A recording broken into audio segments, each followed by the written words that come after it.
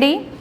At the rate 100 words per minute, this is the general trial passage for the upcoming DSSSB and SSC skill tests. Be ready, your dictation starts within 5 seconds.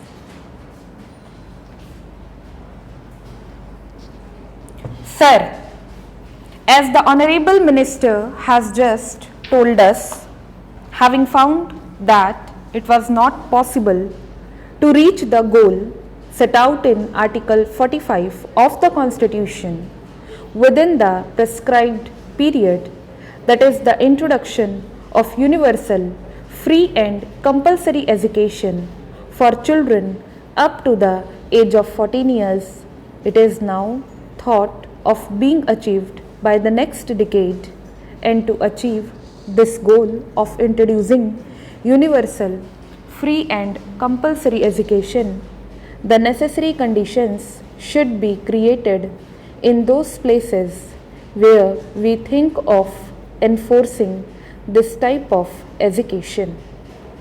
The previous speaker has pinpointed certain of the problems. Of course, this bill refers only to the Union Territory of Delhi, but as the Honorable Minister has just told us, he has introduced this bill as a model legislation to the respective states.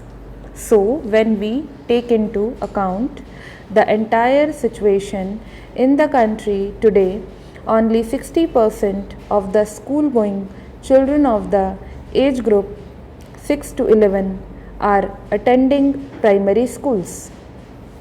Again, out of 23 million girls of the school age, only 10 million girls are attending the schools.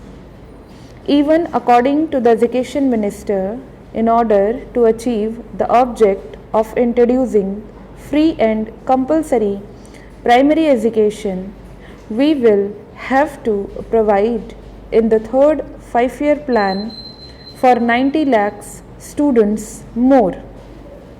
This is a great task. Here also, sir, I do not complain that the government has not given sufficient attention to this problem.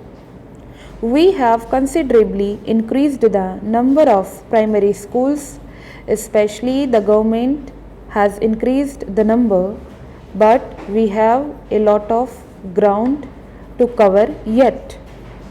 Sir, the previous speaker has told us that unless we create the necessary conditions to enable the parents to send their children to schools, it will be very difficult to enforce this legislation.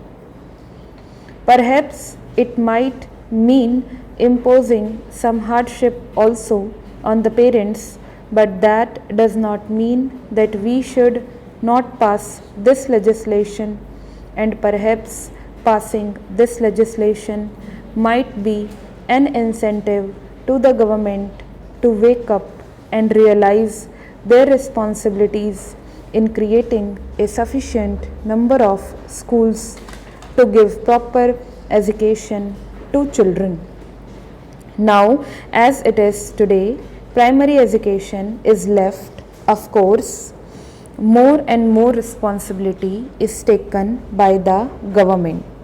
But education is left in the hands of private agencies.